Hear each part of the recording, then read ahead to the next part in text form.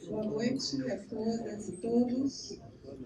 Eu quero dar boas-vindas à plateia, alunas, alunos da graduação, da pós-graduação, professoras, professores da graduação e da pós-graduação de História, de outros cursos, de outros institutos, e a comunidade externa. E boas-vindas ao palestrante, professor James Green, a quem eu convido para a mesa.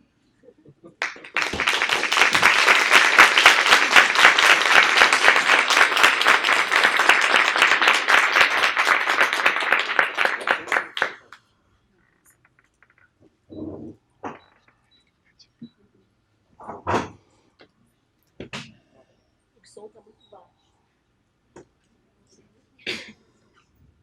Eu queria pedir também para a professora Maria Andréia, diretora do Instituto, se juntar a nós.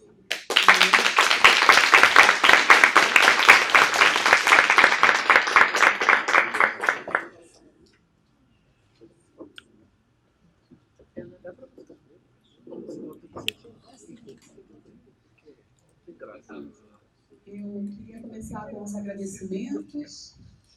Em primeiro lugar, ao professor James, pela delicadeza de ter aceitado o convite, sabendo que a agenda no Brasil está lotada, são muitos compromissos, são muitos convites. É uma honra tê-lo conosco. Muito obrigada. Eu quero agradecer também o apoio da Pró-Reitoria de Pós-Graduação e Pesquisa, que viabilizou a vinda do professor James Green, ao Instituto de História pelo apoio ao evento, sem o qual o mesmo não seria possível, aos alunos e alunas que estão no apoio da organização, a Débora, Eduardo, Guilherme, João, Luiz Otávio e Márcio. Quero agradecer ao Vilmar pelo registro da palestra, pela gravação, e quero fazer um agradecimento especial à professora Mara, colega, amiga, incansável, que idealizou e tornou possível a vinda do professor James Green. Cuidou de todos os detalhes, com dedicação. E eu quero solicitar a vocês presentes que façam check-in no evento Facebook para prestigiar e dar visibilidade ao nosso evento. Aproveito para informar que essa palestra ela está sendo transmitida ao vivo na página do evento no Facebook, e haverá emissão de certificados. Nossos monitores aí recolheram as assinaturas, portanto, os presentes que se interessarem pelo certificado, não deixem de assinar a lista.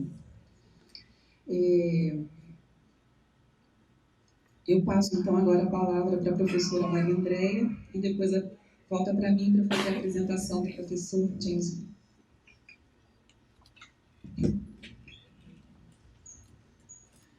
Muito boa noite a todos e todas. É um prazer termos essa organização desta atividade aqui hoje. É importante para o nosso programa de pós-graduação, para os nossos estudantes também de graduação. Enfim, é um prazer recebê-los nessa atividade. E eu quero agradecer e parabenizar especialmente a professora Mara e a professora Ana Paula pela iniciativa e toda a responsabilidade na organização, assim como agradecer imensamente a disponibilidade e o aceite do professor James Green estar aqui conosco. Seja muito bem-vindo, professor. E dizer que tenhamos todos uma ótima noite de trabalho, que seja uma atividade bastante proveitosa para todos nós. Então, sejam bem-vindos. Muito boa noite a todos. Bem, o professor James Green é historiador, especializado em estudos latino-americanos, brasilianista e ativista dos direitos LGBT. Morou no Brasil entre 1976 e 1982, quando atuou na organização do movimento que articulava a defesa dos direitos dos homossexuais. Leciona na Universidade Brown, em Rhode Island, e é autor, dentre outros livros, de Revolucionário Gay, A Extraordinária Vida de Herbert Daniel, a lei do carnaval, a homossexualidade masculina no Brasil do século XX, que foi relançado na última sexta-feira em São Paulo, e de Apesar de Vocês, a oposição e a ditadura militar brasileira nos Estados Unidos. Organizou os livros Homossexualismo em São Paulo e Outros Escritos, Frescos Trópicos, Fontes sobre a Homossexualidade Masculina no Brasil, 1870 a 1980, Ditadura e Homossexualidade, Repressão, Resistência e a Busca da Verdade. E um momento de perigo para a democracia brasileira, para os direitos humanos, para os direitos de trabalhadoras e trabalhadores historicamente conquistados, para a universidade pública, laica e de qualidade, recebê-lo na Universidade Federal de Uberlândia é um alento e uma grande alegria. Muito obrigada, professor.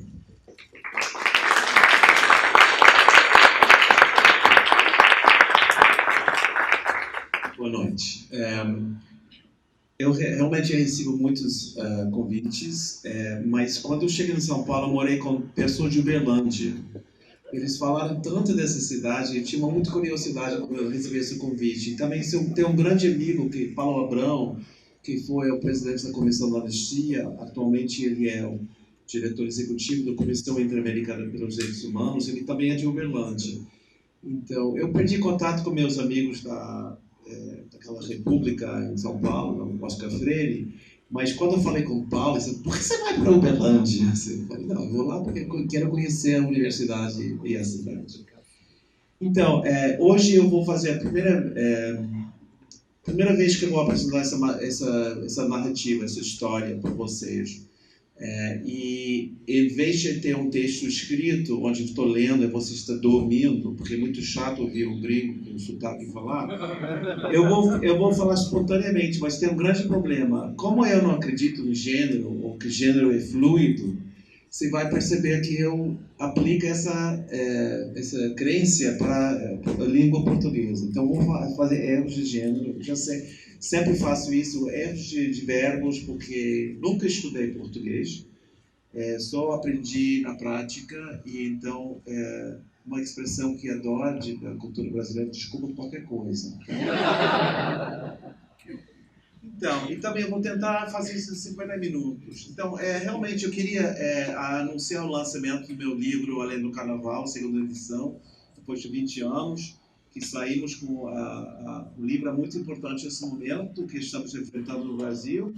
E, além disso, o Revolucionário Gay, a Vida Extraordinária de Everett Daniel, que atualmente estamos tentando trabalhar com a Flávia Castro, que é uma cineasta que acabou de lançar Deslembro, que recomendo que vocês assistam esse filme quando puder. E ela vai fazer um filme sobre a vida de Everett Daniel em qualquer momento, quando a gente consegue os recursos. Bom, no 1º de dezembro de 2018, na Universidade de Colômbia, na Faculdade de Direito, se juntou 200 pessoas, brasileiros, acadêmicos que estudam o Brasil, ativistas, para uma reunião nacional em defesa da democracia no Brasil. Nessa reunião, que teve a presença no final do candidato à presidência, Fernando Haddad, fundamos uma rede nacional pela democracia no Brasil, cujos 3 características são de uma rede democrática, descentralizada e não partidária, mas claramente uma rede que vai defender ou informar o público americano sobre a atual conjuntura brasileira, defender os progressivos avanços sociais, econômicos, políticos e culturais alcançados no Brasil nas últimas décadas e apoiar os movimentos sociais e os ativistas vulneráveis. Então, essa apresentação hoje vai contar sobre uma trajetória de 50 anos de solidariedade com o Brasil nos Estados Unidos, em parte para desvender uma noção de que as pessoas misturam governo e povo e não tem uma noção que existia e existe um forte movimento importante na resistência internacional contra tanto o golpe quanto essa nova conjuntura atual. Então, hoje eu pretendo contar essa história, que em parte é baseada no meu livro Apesar de Vocês, que conta a primeira fase desse período, do período durante a ditadura militar, mas atualizando com outros momentos. E vou enfatizar muito a situação atual, porque eu acho que isso é mais interessante e menos desconhecido aqui no Brasil. Bom, então, eu acredito que existem 5 momentos de solidariedade com o Brasil, conforme a conjuntura política, econômica e social americana e a situação política no Brasil. Primeiro foi entre 69 e 74 e 75, quando houve campanhas contra a tortura no Brasil e contra a ditadura militar. Depois, em outro período, no processo da democratização, a partir de 74, houve outro tipo de atividade em defesa dos movimentos sindicais, especialmente o processo da formação do CUT e a prisão de Luiz Inácio Lula da Silva por causa da sua atuação nas greves nos anos 80. E depois teve um terceiro momento, no final dos anos 80, começo dos anos 90, onde se mudou o enfoque para preocupar-se com o meio ambiente, justiça social e mais solidariedade com o movimento sindical dos Estados Unidos.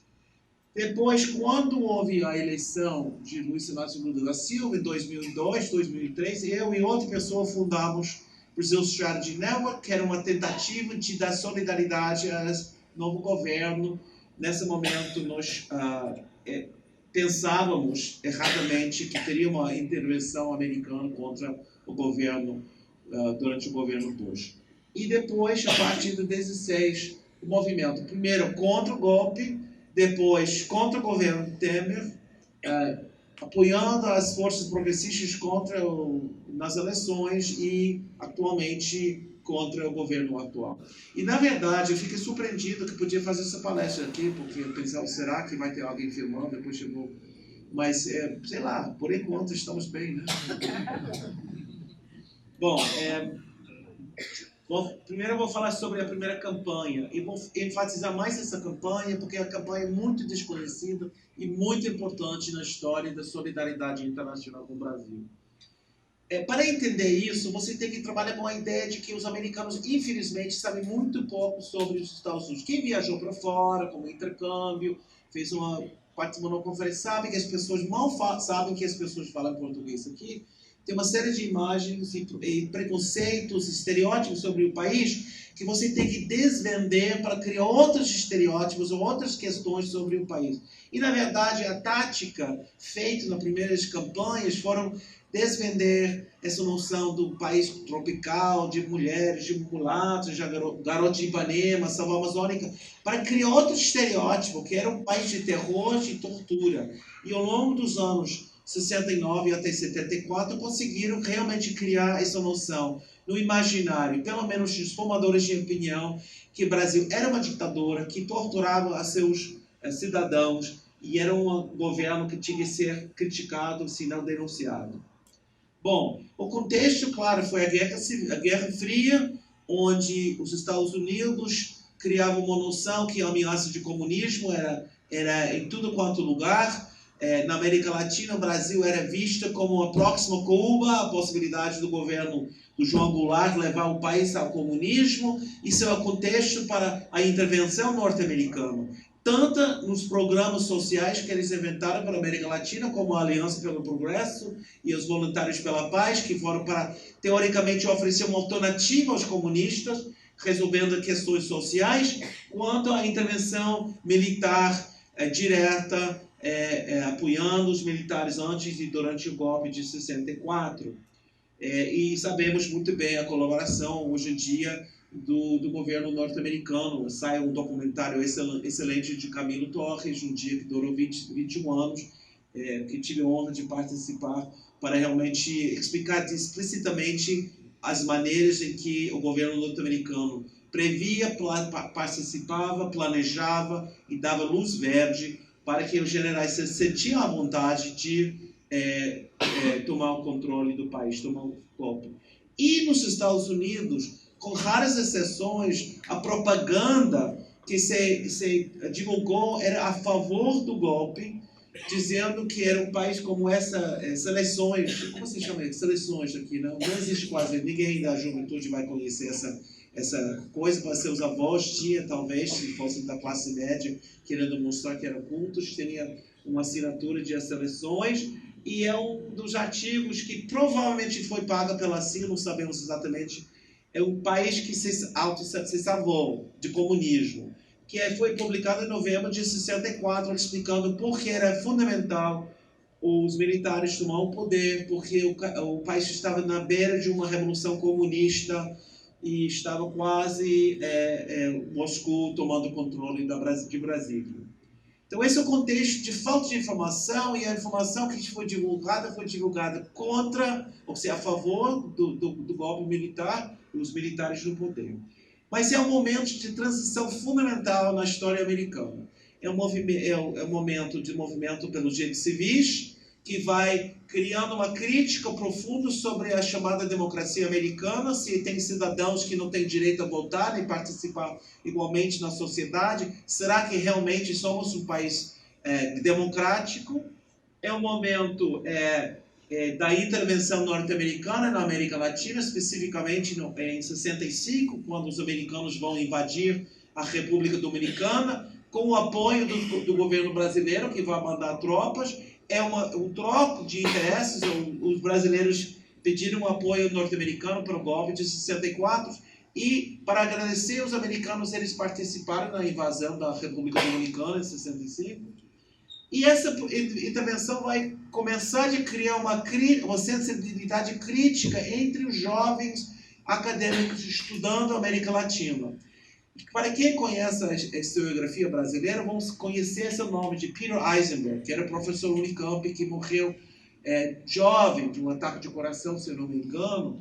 Ele foi um jovem estudante na Universidade de Colômbia, estudando a América Latina, estudando o Brasil. E ele e outros organizaram uma carta aberta criticando a intervenção norte-americana na República Dominicana, dizendo que a política norte-americana era equivocada, que conseguiu um apoio maciço de vários setores. Quase todos os latino-americanistas que atuavam naquela época ou eram estudantes de pós-graduação assinaram essa carta denunciando a política. Ou seja, começa a ter uma sensibilidade crítica dentro dos acadêmicos estudando a América Latina, questionando a política exterior dos Estados Unidos. E em 66 se funda uma publicação que chama... Era uma publicação, um boletim de uma organização que tinha um nome esquisito, mas era o Congresso Norte-Americano para a América Latina. Era uma tentativa de juntar pessoas progressistas que criticavam o imperialismo norte-americano na América Latina e queriam informar o público sobre a realidade da América Latina. Compostos de alguns acadêmicos, outros que eram ex-voluntários pela paz, que voltaram radicalizados, outras pessoas que tiveram uma experiência na América Latina como missionários e voltaram com uma crítica à intervenção norte-americana. Bom, e também outra coisa muito importante, como a Ana Paula sabe muito bem, porque ela pesquisou essa época, é a maneira em que a guerra na Vietnã radicalizou uma geração.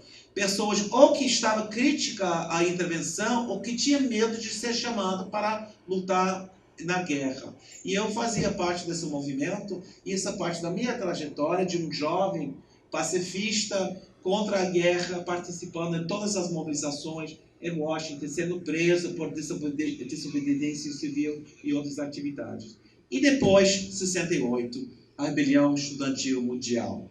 Todas essas coisas acontecendo fora estavam acontecendo dentro do Brasil também. Eu não vou dar uma aula sobre a história do Brasil hoje em dia, um grande prazer de fazer isso, mas vocês sabem mais ou menos os elementos principais.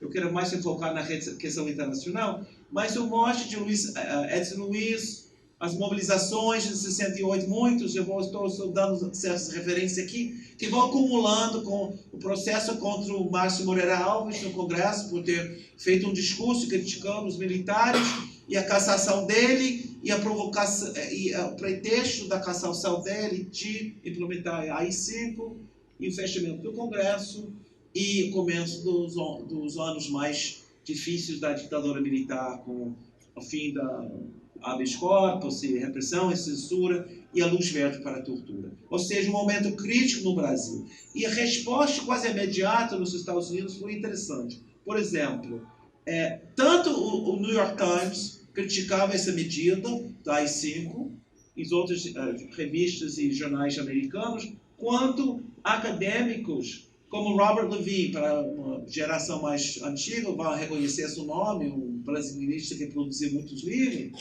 que manda uma carta ao New York Times dizendo que o New York Times critica a AI-5, mas justifica o golpe de 64. Os americanos não têm direito nenhum de justificar o golpe, porque o golpe foi totalmente ilegal, ilícito. Então, se nota, é uma tentativa de ter uma discurso nos Estados Unidos contra o discurso oficial do governo Johnson, que tinha apoiado o golpe em 64 e estava ainda no poder quando houve a AI-5. Então, em 69, para quem acompanha a história da ditadura, sabe que houve a cassação de mais de 70 professores, foram uma aposentadoria compulsória, entre os melhores e mais importantes intelectuais da USP, da Universidade do Rio de Janeiro, e outras universidades. Então, Philip Schmitter, que hoje em dia é um conhecido cientista política, estava no Brasil, voltou para os Estados Unidos, fez uma campanha em defesa dos acadêmicos brasileiros, chamando as pessoas a procurar a possibilidade dos professores cassados de poder, aposentado compulsoriamente, de conseguir emprego fora do país. E, de fato, pessoas como a Emília Rivotre da Costa conseguiu, eventualmente, estudar em Yale, porque ela perdeu seu emprego na Universidade de São Paulo. Bom, então, eu marco o começo dessa solidariedade com 69, que foi justamente em 69, quando Márcio Moreira Alves, que tinha que entrar na clandestinidade depois da votação no Congresso e fugiu para o Chile, resolveu ir para os Estados Unidos para começar a fazer um primeiro trabalho no Congresso, de explicar para os congressistas que o ditador militar tinha que ser criticado, tinha que cortar ajuda norte-americana aos militares no poder. Ele teve várias reuniões com Mike Mansfield e eu descobri toda essa documentação nos arquivos do Itamaraty. Foi muito curioso, porque o Márcio Moreira Alves tinha um passaporte falso, não falso, era um passaporte roubado que alguém facilitou para ele. E ele conseguiu visto porque ele namorava uma americana que estava na embaixada norte-americana, que deu um visto para ele entrar nos Estados Unidos. E Itamaraty ficou enlouquecido, porque eles não sabiam quem tinha autorizado a possibilidade de ele ir para os Estados Unidos e falar com o Congresso. Bom, depois, em 70, o Caio Prado Jr., um grande marxista, pessoa importante, foi preso por ter dado uma entrevista com alunos da USP, onde ele era ligado ao Partido Comunista, que estava contra a luta armada. Mas ele falou, eventualmente, teoricamente, podia ser, talvez, uma mobilização que levava a povo a levar as armas. Com essa resposta, nesse contexto da AI-5, ele foi preso, condenado pela violação da Lei de Segurança Nacional. Então, houve uma campanha internacional pela sua libertação, que recebeu o apoio de historiadores muito conhecidos, como Richard Morse, que fez um livro importante sobre São Paulo, Thomas Kismo, famoso historiador do Brasil do século XX, Stanley Stein, de Princeton University, que fez um trabalho sobre vassouras, e Charles Wagley, um dos antropólogos mais conhecidos daquela época. E eles disseram aqui, duvidemos que já na história do Brasil já tinha ocorrido tratamento mais sistemática, ampla e desumana de dissidentes políticas, que será uma denúncia muito forte nesse momento. Depois, os presos políticos conseguiram levantar uma dossiê de denúncias de tortura nas prisões brasileiras e enviaram através de um pastor para os Estados Unidos. E um grupo de brasilianistas, acadêmicos e ativistas resolveram tentar divulgar essa informação. Foram para o New York Times e o New York Times, mas você tem provas que tem tortura no Brasil? Eles disse, não, a gente não tem provas, a gente tem essas denúncias. Então, a gente tem que ter provas para publicar qualquer coisa. Então, eles elaboraram uma política muito inteligente de publicar artigos sobre tortura no Brasil em várias revistas, a maioria dirigida à pública religiosa, dos protestantes e católicos progressistas, e conseguiram publicar 4 ou 5 artigos, e depois foram para o New York Times, está vendo, está sendo publicado essas denúncias, então, eventualmente, o New York Times e o Washington Post também publicaram essa informação. E também eles publicaram um dossiê, naquela época muito primitivo, se a gente pensa nas nossas capacidades gráficas nesse momento, denunciando a tortura no país, terror no país, e com declaração, que é o título da minha fala hoje, nós não podemos ficar calados no Wikipedia mensal, que é o título do meu livro em inglês. Não dava, quer dizer, na verdade eu inventei o título em português, apesar de vocês, eu amo Chico Buarque de Holanda, e o livro é contra os militares e contra os americanos, apesar de vocês, no plural, mas em inglês não traduz, ninguém sabe quem é Chico Buarque de Holanda lá, então tinha que mudar de nome. Mas é também um exemplo da uma compreensão profunda entre um pequeno grupo de acadêmicos, ativistas, pessoas ligadas ao movimento pelos direitos civis que apoiavam essa iniciativa. São os nomes das pessoas. E o movimento, como era ligado à igreja protestante progressista, houve uma interação também muito forte com Ralph Abernathy, que foi o sucessor de Martin Luther King, que foi assassinado em 68, que até foi para Recife em 69, para encontrar com Don Helder, para conhecê-lo, conhecer a realidade e tentar levar essa mensagem para o público americano, especialmente o movimento negro, sobre a situação no Brasil. Então, a Igreja Nacional, o Conselho Nacional das Igrejas, evangélicos, protestantes, progressistas, a gente tem que lembrar que existe uma minoria, mas importante, de protestantes, progressistas, e não são todos os evangélicos reacionários. Inclusive, que houve uma declaração essa semana de grupos apoiando a parada LGBT em São Paulo, desses setores progressistas, que é muito importante para enfrentar a reação religiosa no país. E também levaram essas denúncias para a Comissão Interamericana pelos Direitos Humanos, a primeira vez que a comissão recebeu denúncias sobre tortura, especialmente sobre a morte de Olavo Ransom, um militante da esquerda que foi preso, morto, e depois disseram que ele se suicidou, e outra denúncia coletiva sobre vários desaparecidos, pessoas torturadas. A comissão recebeu essas denúncias, o governo brasileiro, ao longo dos próximos 3 anos, fizeram todos para bloquear o processo, mas em 74 a comissão declarou que o governo brasileiro tinha cometido graves violações de direitos humanos, e a primeira vez que o governo é condenado por essas violações. Isso é muito importante por causa do que vai vir em 73, em Chile, depois na Argentina e Uruguai em 76, ou seja, já está registrado que a política de Estado de torturar, desaparecer ativistas na América Latina. Não é uma propaganda do movimento comunista internacional, como a ditadura dizia, mas é uma prática política de Estado que tem que ser denunciada. Além disso, Thomas Kidman, que havia encaminhado uma resolução da Associação dos Estudos Latino-Americanos denunciando o Brasil, foi vetado e ia para o Brasil em 71, por ter feito essa atividade, documentação que ele tinha esquecido quando eu entrevistei ele, mas ele encontrou todo esse material nos arquivos do Itamaraty. E também o começo de fazer CPIs no Congresso para investigar envolvimento norte-americano na repressão do Brasil. E quem fez isso foi o senador Frank Church. Então, esse grupo de pessoas, que não era mais de 30, 40 pessoas em todo o país, fizeram uma série de atividades de informar o público através de um boletim, várias publicações sobre a situação no Brasil, fizeram um lobby em Washington para convencer os jornalistas a denunciar tortura e conseguiu uma editorial oficial do Washington Post contra a tortura no Brasil já em 71, e quando a Médici se foi para a Casa Branca, conseguiram fazer uma protesto modesta frente à Casa Branca, lavando a roupa suja no público, porque penduraram essas denúncias, contestando o governo brasileiro. Eu não vou entrar em outros exemplos aqui, vou rapidamente, porque tem muita coisa para falar, já está passando tempo, mas a famosa caso de Angela Zuzu nos Estados Unidos, quando ela fez o famoso desfile em 71, denunciando o desaparecimento do seu filho, Stu Angel, a campanha pela Tribunal Berto Russo, que foi uma iniciativa de exilados brasileiros em Chile, para fazer um tribunal para denunciar a repressão do Brasil na América Latina.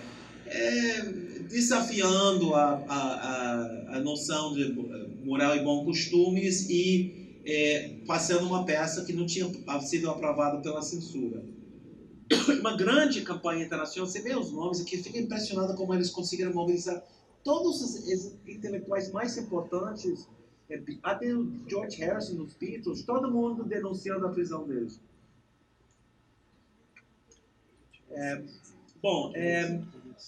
O famoso filme Brasil, um Report on Torture, que foi filmado em Chile, com os exilados que foram libertos quando Herbert Daniel e outros revolucionários libertaram presos, e 70 pessoas foram enviadas para Chile, que está no YouTube, é muito pesado, é um documentário interessante, é muito pesado, vale a pena assistir, mas você tem que ser preparado para um documentário muito pesado, que eles circularam nos Estados Unidos, e começa um trabalho no Congresso, de ter deputados e senadores introduzindo legislação para cortar ajuda militar ao governo brasileiro.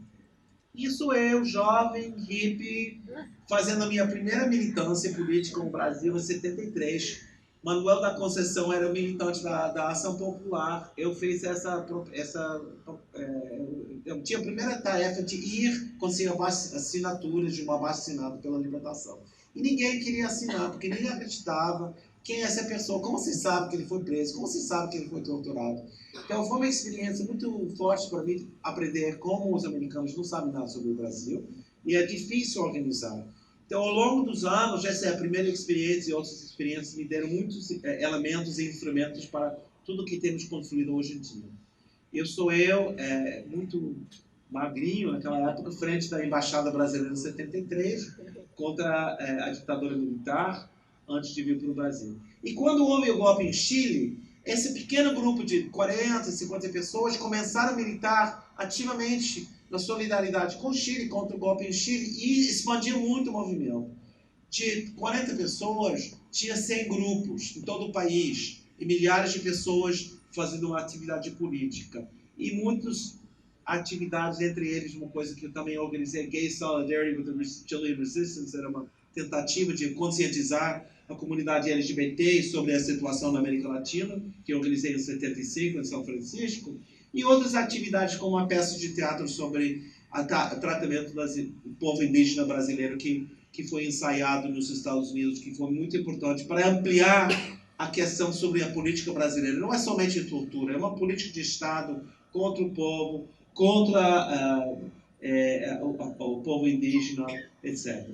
Bom, então quando Geisel, em 74, começa o processo de abertura, de extensão do primeiro momento, depois de abertura, vai ter uma situação parecida nos Estados Unidos, porque Nixon, que foi afastado do governo depois de ter uma ameaça de impeachment, os demócratas ganharam uma grande maioria na Câmara dos Deputados, no Senado. No mesmo tempo que o MDB, aqui no Brasil, venceu em 18 estados nas eleições. E criou uma nova conjuntura norte-americana, onde Jimmy Carter, que tem muitas críticas à política dele, mas ele, já nesse momento, tinha outro olhar sobre a América Latina, ou deu as possibilidades de as pessoas levantar a questão de direitos humanos como uma política de Estado.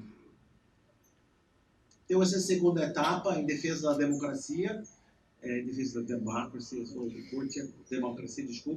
onde a primeira-dama visitou o Brasil em 77, recebeu uma carta dos estudantes brasileiros denunciando tortura e repressão. Quando finalmente se abriu os arquivos da Biblioteca Johnson e se podia documentar claramente a intervenção norte-americana no golpe de 64, onde os estudantes pela primeira vez em 10 anos vão tomar a rua e mobilizar. Eu estou muito orgulhoso de dizer que estou nessa multidão, não sei aonde, mas eu estive lá aquele dia. E onde, quando a greve do ABC em 78 começa, o movimento operário tomar uma importância muito grande. E com isso surge a segunda etapa, quando sindicalistas norte-americanos de uma renovação sindical norte-americana, de jovens que entraram nos sindicatos criticando a política exterior norte-americana, uma nova geração, não só pelegos, mas pessoas mais progressistas, que vão organizar solidariedade com Lula, preso, vão convidá-lo para passar nos Estados Unidos e forjar outro tipo de relação com os sindicatos norte-americanos. Porque em 64, os sindicatos norte-americanos apoiaram o golpe. Já em 78, estão apoiando o Lula. Isso foi muito importante. E também se surgiu um grupo que chamava Rede Brasil. Eu estou escrevendo um artigo sobre esses 50 anos, então estou começando a trabalhar com esses arquivos deles, não conheço profundamente, mas era um trabalho muito mais amplo, onde o meio ambiente e desigualdade social era mais importante. Então, uma campanha a favor do Chico Mendes, quando ele foi assassinado em 88, muita preocupação com o desmatamento da selva amazônica e contra... podemos ter um debate falar sobre isso, porque tem uma onda aqui pensando que os americanos querem tomar controle da selva amazônica, mas é irônico porque o governo brasileiro, o inimigo seria Greenpeace, que está defendendo a selva amazônica contra a intervenção americana. E também essa solidariedade com o movimento sindical, que durante os anos 80, com o governo Sarney, vai entrar em uma grande mobilização pela situação salarial e situação de inflação no país. E justiça social, contra a desigualdade social que se manteve pós a transição pela democracia com o Constituinte de 88. Então, o quarto momento é um momento muito curioso. Eu, com Stan Gacy, que era um dirigente sindical, um advogado, que tinha trabalhado com o sindicato, que é muito amigo de Lula, aliás, ele visitou Lula na semana passada, formamos o Brazil Strategy Network, com uma análise totalmente equivocada. A gente pensava, bom, Lula vai ser eleito, Bush vai tentar invadir, então a gente tem que organizar, a gente tem que antecipar, e a gente vai organizar solidariedade, quando tem uma invasão, a gente está se preparado para resistir. Só que Lula teve uma política muito moderada, conciliação, carta aberta ao povo brasileiro, dando sinais aos empresários que não ia levar uma radicalização no seu mandato. Então, ele, inclusive, e Bush estava muito envolvido na guerra de Iraque. Inclusive, nós realizamos nossa primeira reunião nacional no mesmo dia que houve em Washington uma grande mobilização. E alguns de nossos amigos brasileiros disseram, gente, você está aqui, está lá fora, a gente tem que ir lá fora, você tem que suspender a sua reunião para ir lá na proteção. Não, calma. Tem 10, 20 milhões, mil pessoas lá fora. Estamos 40, 50 aqui. Vamos ficar aqui tranquilo, fazendo nosso trabalho. Depois a gente vai para passear. Porque a gente estava querendo realmente formar essa rede. E Bush se dá bem com Lula, não entendo muito bem. Enfim, ele é um cara que, sei lá, ele gosta de todo mundo, parece. Então, tem duas campanhas do Fome Zero, que depois virou Bolsa Família. Foi uma das questões que a gente tentou interessar o público americano. E as pessoas já argumentaram, mas para que solidariedade no Brasil? A esquerda está no poder, Lula foi eleito, está maravilhosa a situação, não precisa nada. Então, durante 2 anos a gente tentou, ralou, não conseguiu realmente conseguir ir além de uma coisa maravilhosa, de encontrar brasileiros da época da migração do governo Sarney, de Minas Gerais, de governador Valadares, de outros lugares, que estavam nos Estados Unidos, e entre eles, ativistas do PT dos anos 80, que estava tentando sobreviver nos Estados Unidos, que queria fazer alguma coisa sobre o Brasil. Então começamos a fazer um trabalho muito legal com os imigrantes brasileiros, a maioria indocumentados, e levantando suas questões nesse momento. Bom, então, então essa foi a quarta fase, não foi uma derrota, porque na verdade percebemos que nós preparamos o terreno para essa quinta onda, que ninguém imaginava que foi esse período vira-volta de 16 a 19.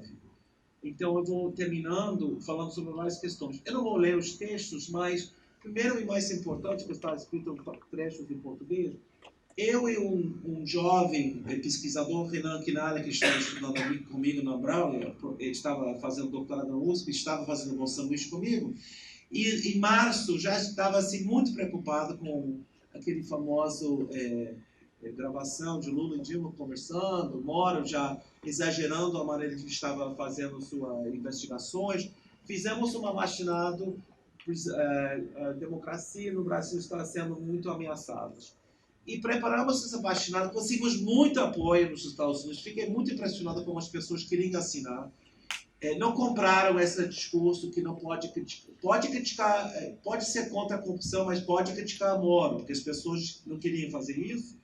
E levamos essa abaixinado para o 13º Congresso da Associação dos Estudos Brasileiros, que é uma associação que eu fui presidente em outro momento, sou diretor executivo nesse momento, que realizou seu congresso na Universidade de Brown. E levamos para a Assembleia Geral e houve um debate. Infelizmente, alguns dos nossos colegas, com pouca visão sobre a realidade brasileira, dizendo que são brasileiristas, mas eles não conhecem a realidade brasileira, estavam contra o nosso abaixinado, nossa moção, porque defenderam o Moro e blá, e foi aprovado. Então, a gente realmente tentou fazer ligações entre o golpe de 64 e o golpe de 16, não se usava a linguagem golpe em março. Era antes do processo do impeachment. Não estava claro. Pessoas não acreditavam que seria impeachment em março. E depois houve o golpe. Então, começamos a mobilizar. E um dos grupos mais importantes é um grupo de brasileiras, dirigido por 2 mulheres maravilhosas, um grupo de brasileiras de Nova York, que estão há 10, 15 anos nos Estados Unidos, muito engajados, fazendo trabalho primeiro contra o impeachment e depois contra, nesse momento, do golpe, e depois contra o Temer, quando ele foi eleito. E essa minha filha, de 9 anos, que foi a uma das atividades, queria participar, queria fazer uma coisa, então ela desenhou e participou. E depois nós levamos para o Congresso da LASA, da Associação dos Estudos Latino-Americanos, uma moção que foi aprovada pelo Poder Executivo, denunciando o golpe. Fizemos um ato dentro do Congresso, no hotel, a gente fez no lobby um ato muito lindo de denúncia. Pessoas fizeram atividades lá fora, em Nova York, quando estava sendo realizado esse congresso dos latino-americanistas, e depois a LASA aprovou uma comissão para investigar o impeachment, que foi composta de 5 pessoas, entre eles Cid Chalup, nosso querido amigo, que é tão legal que ele está conosco nos Estados Unidos, porque é uma pessoa muito importante para a nossa solidariedade. E Keisha Camperi, quem não conhece ela, mas é antropóloga fabulosa, que trabalha sobre as mulheres afrodescendentes, que fazem parte da comissão, que foi para o Brasil para documentar todo esse processo e levar um relatório denunciando o impeachment. E também a moção que foi aprovada pelo Comitê Executivo foi aprovada também pelos membros da LASA, acho que 80% votaram contra o impeachment, que foi muito importante.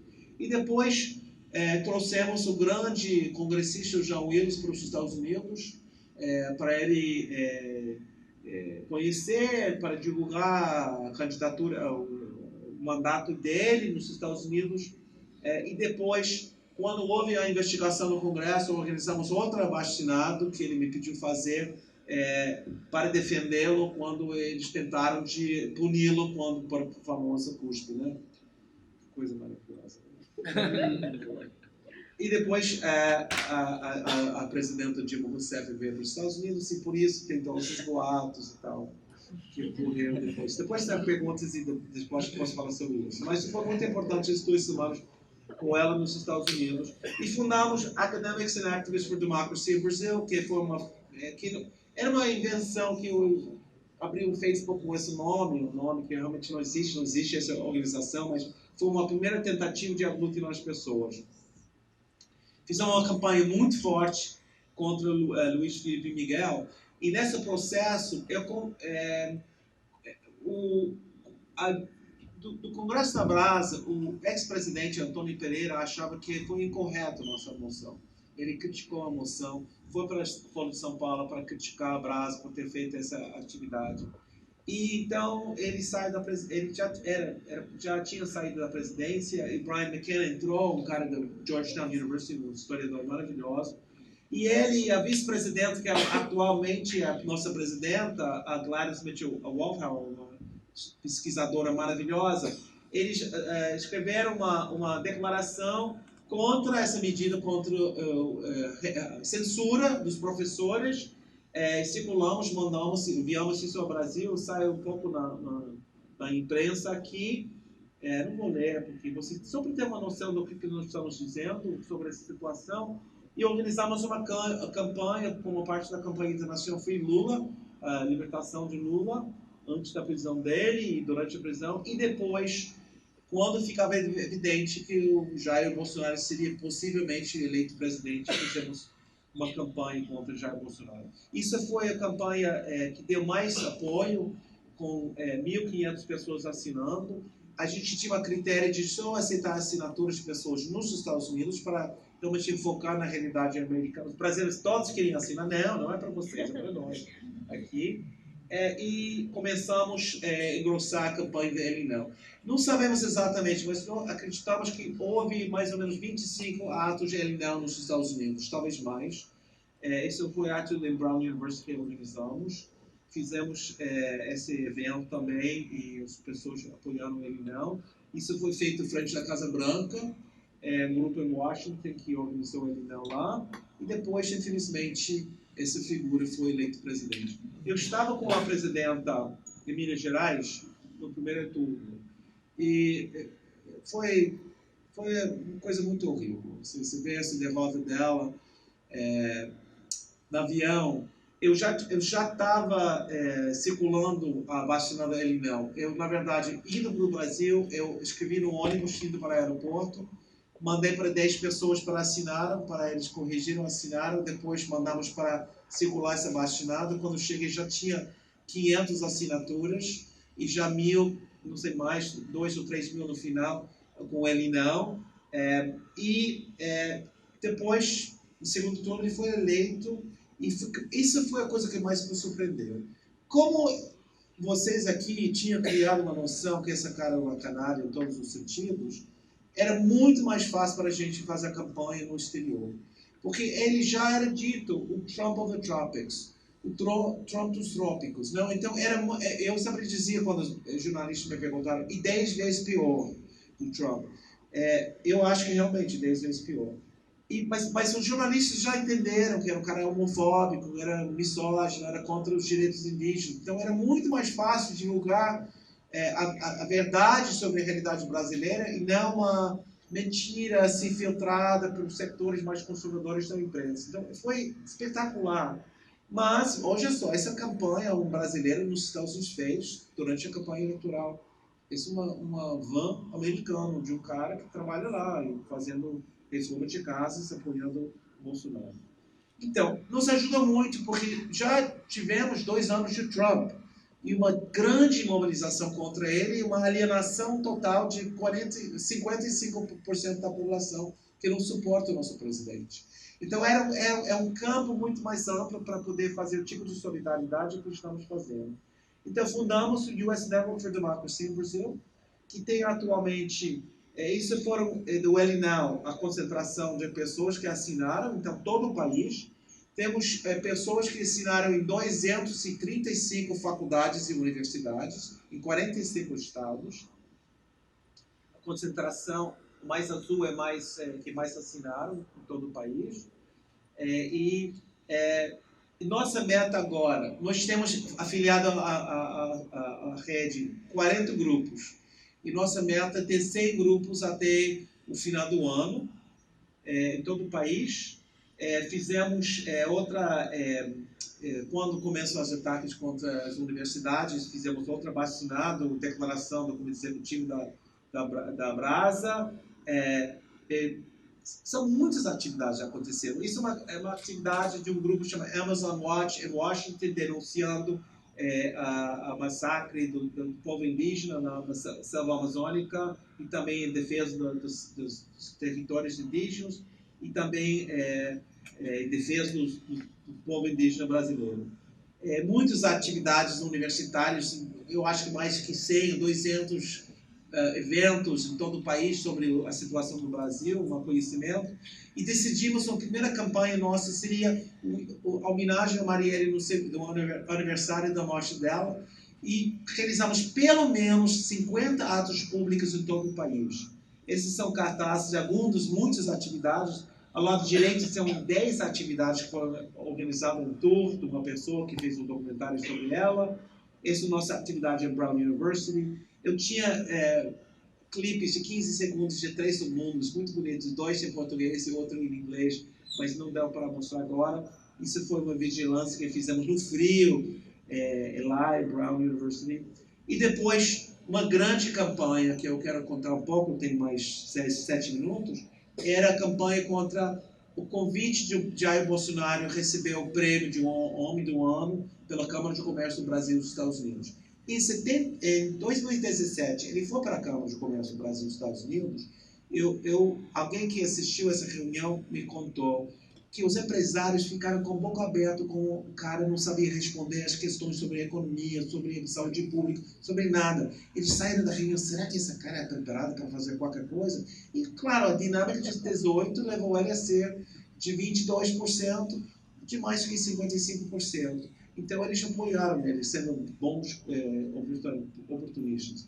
Então, começaram o grupo em Nova York a organizar essa campanha e espalhou primeiro que os trabalhadores dos sindicatos, os servidores do Museu da História Natural não quiseram receber o Bolsonaro no seu espaço para um banquete, quer dizer, organizar.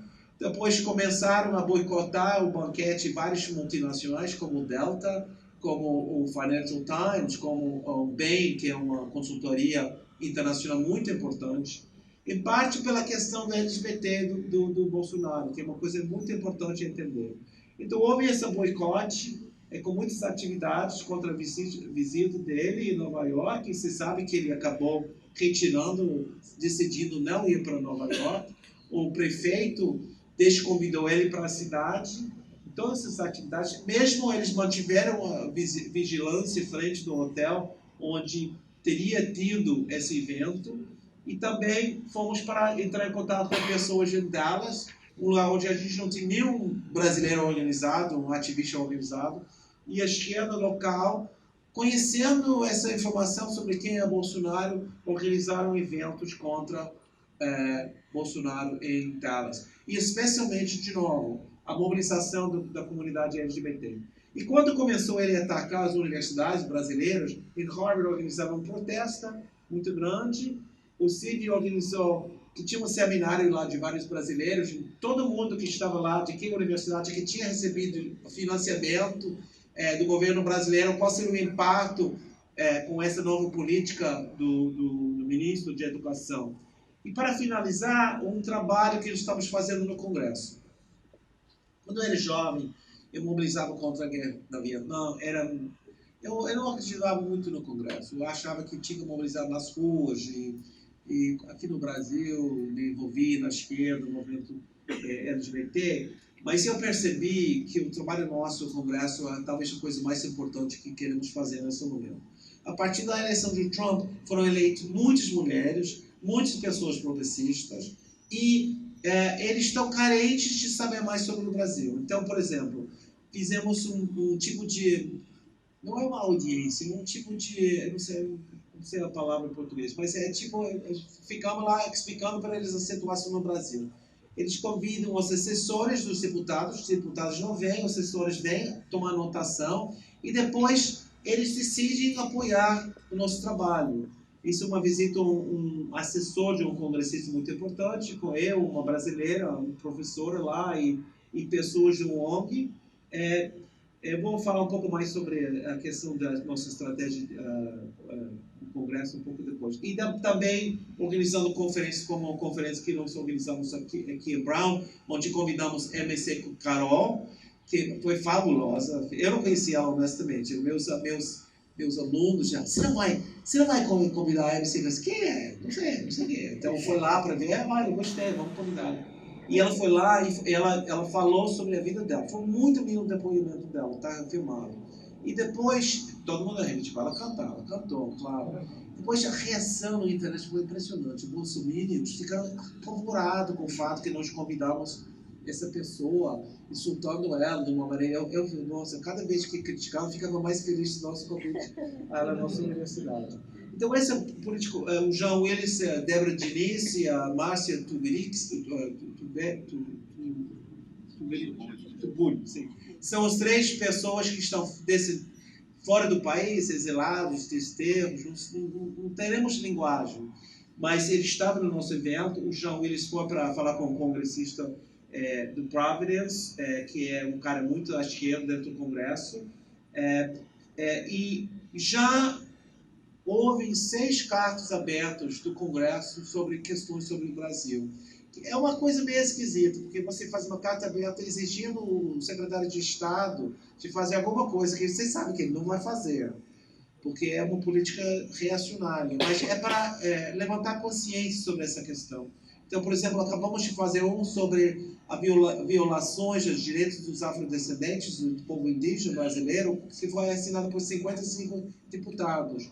E agora, a nossa política no Congresso é de introduzir uma moção que qualquer deputado pode assinar como co-sponsor, co-apoiador dessa resolução. E nossa meta de conseguir 100 a 150 deputados assinando entre os 435 deputados. E nós vamos organizar com essa rede nacional atividades em 100 distritos, porque lá é organizado de uma maneira diferente, por distrito, por onde você mora. Então, nós queremos enfocar em democratas, progressistas, para eles assinarem essa resolução, que vai ser uma crítica frontal a toda a política do governo atual.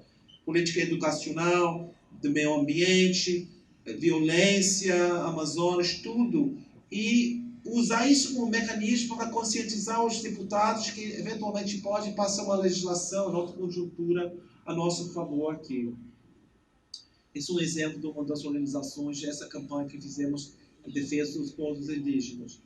E, bom, para finalizar, nossa intenção é de ajudar aqui no Brasil. Nós estamos muito atentos a movimentos sociais e populares aqui, consultam muito com as pessoas aqui para nossas atividades, para defender a democracia no Brasil. Muito obrigado.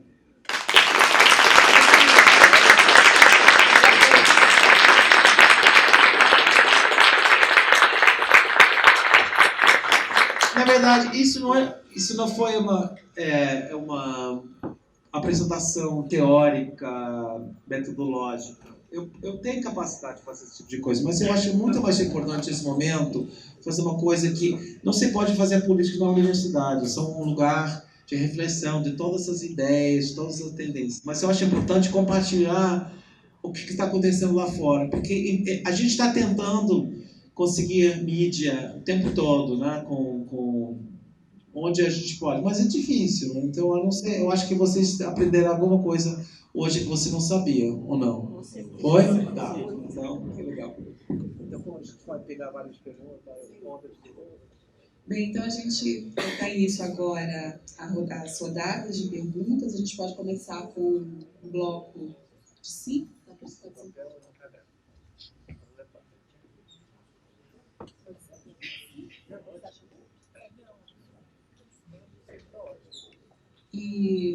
Então, quando ninguém faz pergunta, foi brilhante, não tem nada mais para dizer, foi horrível, um desastre a minha apresentação. Então, vamos ver.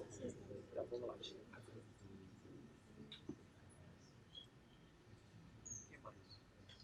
Fabrício, mais alguém? Qual o seu nome? Vitor.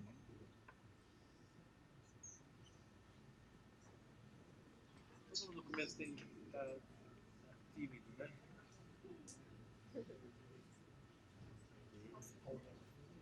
Qual é o nome dele? Augusto. Mais um.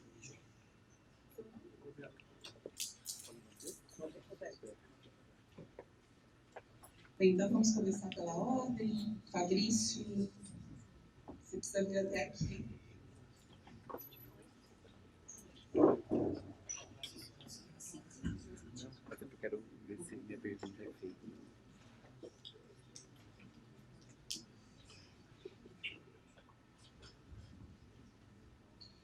Boa noite, meu nome é Fabrício, eu sou mestrando de História daqui da UFO, trabalho também com o período da ditadura, analiso esse período por meio da cinematografia do Rogério Sganzella, mas a minha pergunta ela vai direcionar para o que ficou menos visível na sua exposição. Eu adquiri um livro que você organizou com Renan Quinalha, mais a Marisa Fernandes e tal, e ali você fala sobre esse momento de resistência, sobre a perspectiva do movimento LGBT, né?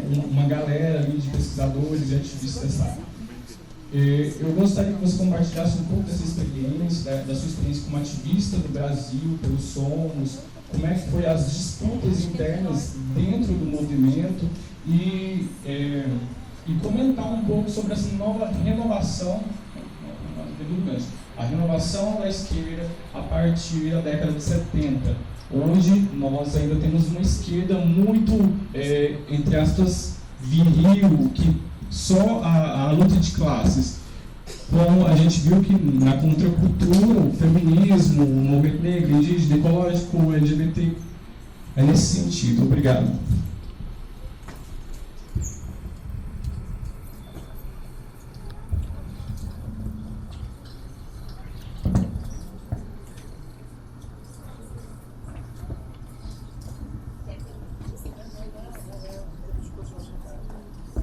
Boa noite, meu nome é Vitor, sou mestrando do curso de Filosofia. Primeiro, parabéns pela exposição, professor, foi muito claro. E eu gostaria de direcionar minha pergunta para aquilo que eu entendi como sendo a última parte da sua exposição, o período de 2016 até 2019, né, nosso estado atual de coisas. Eu queria que o senhor compartilhasse a sua perspectiva e a perspectiva de seus amigos pesquisadores e os seus amigos americanos em geral, sobre a Lava Jato. Porque nesse contexto de solidariedade internacional com os ataques à democracia no Brasil, me parece que essa discussão convoca um pouco a reflexão sobre a Lava Jato. Porque no Brasil, e o senhor deve ter acompanhado, o sentimento popular com relação a essa força-tarefa sempre foi muito controverso. Então, em 2016, isso era quase uma unanimidade, de que a Lava Jato era um instrumento importante no combate contra a corrupção. E hoje, sobretudo agora à luz dos vazamentos do The Intercept, com o Glenn Greenwald, muitas pessoas movimentos sociais, lideranças políticas, que desde 2016 acusavam a Lava Jato como um instrumento de ataque à democracia no Brasil, que eram ridicularizados, tidos como teóricos da conspiração. Agora aparecem essas pessoas e essa tese, essa crítica à legitimidade da Lava Jato, aparece como uma coisa mais racional e menos delirante. Então, eu gostaria de ter a perspectiva do senhor sobre como vocês veem isso nos Estados Unidos.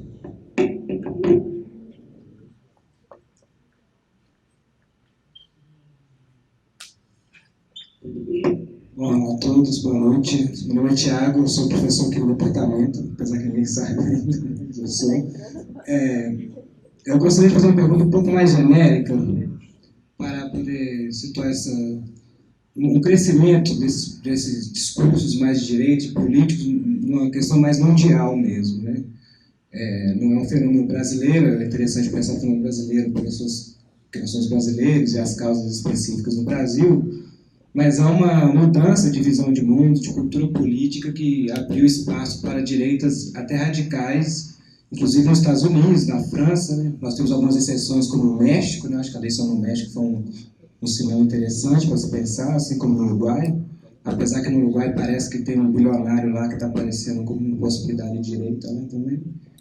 Eu gostaria que o senhor comentasse um pouco sobre isso, sobre esse movimento mais geral político, e também essa relação entre as redes sociais, as empresas de redes sociais que apareceu no Brexit, né? O Brexit parece que foi o primeiro lugar que apareceu essa coisa subterrânea das redes sociais, do WhatsApp, que ali de repente os ingleses se mostraram altamente reacionários, principalmente os mais velhos.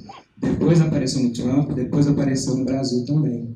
Então eu gostaria que o senhor comentasse esses aspectos.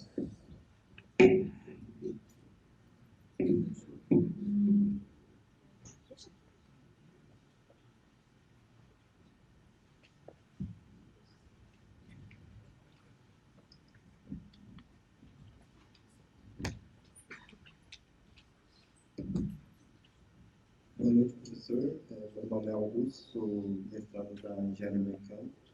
Queria que você falasse um pouco sobre a eleição do ano que vem nos Estados Unidos, principalmente sobre o Bernie Sanders.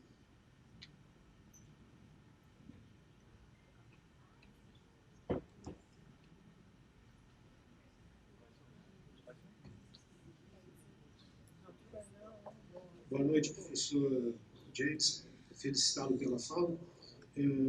A minha intervenção vem no seguinte sentido. Do golpe que tivemos agora em 2016, em alguma aproximação com 64, como o senhor fez, mas eu gostaria de que o senhor fizesse alguma avaliação sobre uma diferença que talvez exista e seja bastante considerável, que é a questão do petróleo, né? Nós temos agora esse elemento que me parece de importância geopolítica notável, e gostaria que o senhor considerasse isso à luz dos interesses do Estado norte-americano, ou seja, de como provavelmente os Estados Unidos, a inteligência e talvez o deep state norte-americano esteja coordenando isso, já talvez a partir de meados da década passada, quando foi descoberta a pressão no Brasil. A meu ver, obviamente gostaria de ouvir a sua opinião, trata-se de um golpe de Estado voltado a apropriar-se do pré-sal brasileiro. E, obviamente, o que mais vier é lucro, né? E de como talvez estejam essas grandes corporações norte-americanas aliadas ao governo por trás disso. Gostaria de ouvir sobre isso, sobre qual é a percepção do mundo acadêmico norte-americano sobre esse tema. Muito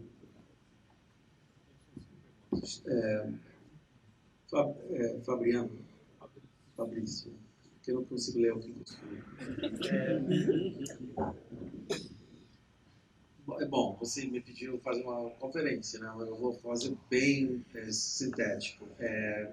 Primeiro, sobre a questão do movimento LGBT, eu cheguei aqui em 76, 77, eu já conhecia um dos fundadores do movimento, o João Silveira Trevisan, que escreveu o livro Debates no Paraíso.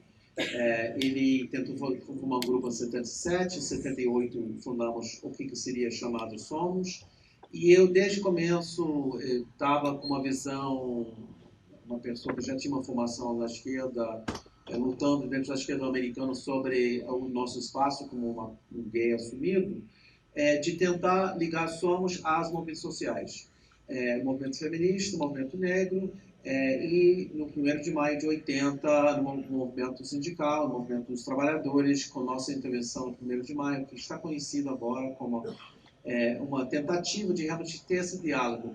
E eu considero, talvez, a coisa mais linda que eu fiz na minha vida, porque eu já tinha conseguido morar aqui e ver as possibilidades de tudo que aconteceu depois. Inclusive que foi eu que propus a parada, o primeiro encontro de homossexuais, grupos de homossexuais organizados, estava comentando hoje para a Mara, estava tão nervoso, porque houve muita tensão, muita pressão, muita crítica, estava muito criticado pelo setor,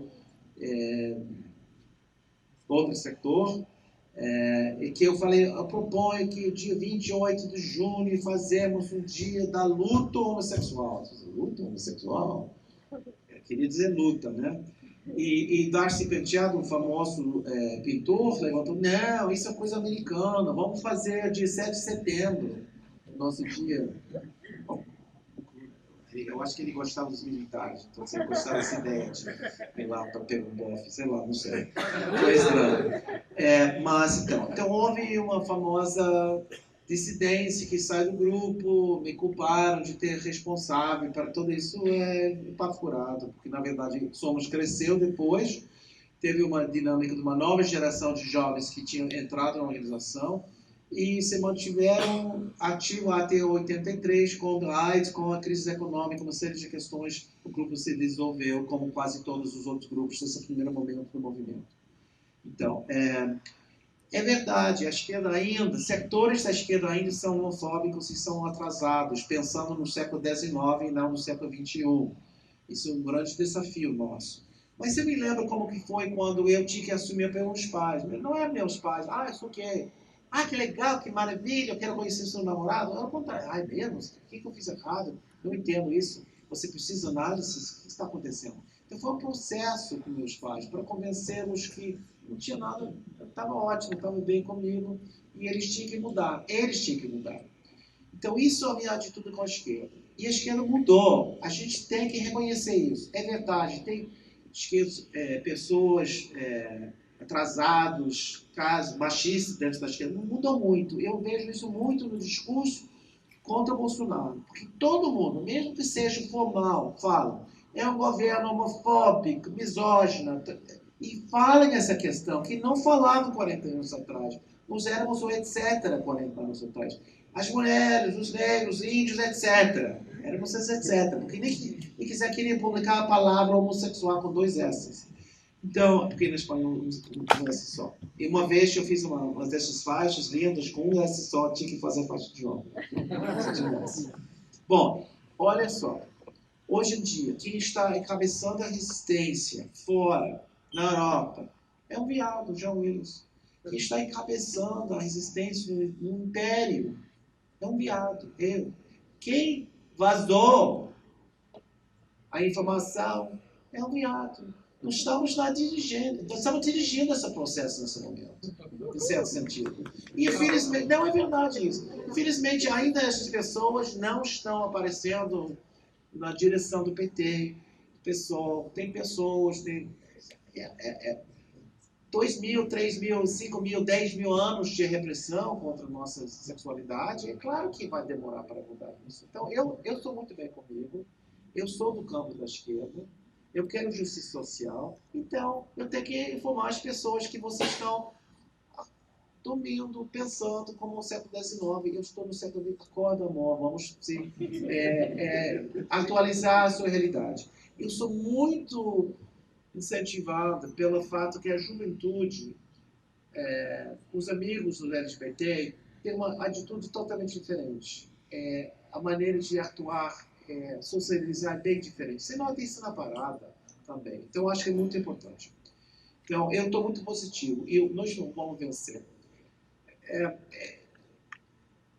Isso é um debate muito importante, porque, na verdade, nos anos 70, quando eu estudava na USP, estava em São Paulo, a esquerda organizava, a esquerda clandestina organizava que a gente tinha que fazer uma frente única contra a ditadura.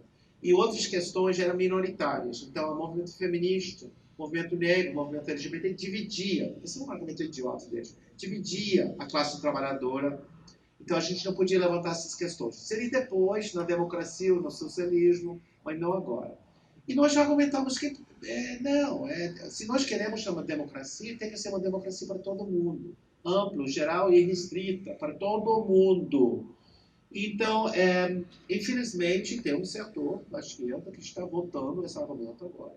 Mas eu acredito, se o PT, o que vai vir depois, PSOL, outras agrupações, outros movimentos sociais, se esses grupos conseguem essa frente democrática para derrotar a direita e conseguir a maioria da população que merece ser no executivo, eles só vão conseguir fazer isso se eles não forem uma frente democrática ampla que vai abraçar essas questões.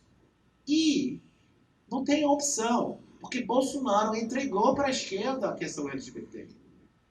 Ele disse, vocês estão com a piroca de mamadeira de piroca e tudo isso. Vocês estão...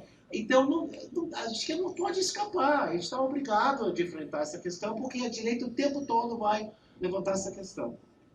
Então, Lava Jato.